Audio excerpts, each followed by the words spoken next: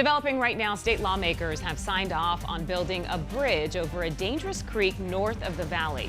But the fight's not over yet. 3 children died last November when they were swept away in the flooded Tonto Creek. Their family tried to drive a truck through a flooded crossing. The State House and Senate have overwhelmingly approved $15 million for the Gila County Bridge. The next step is to put the money in the new state budget, and that could be weeks away.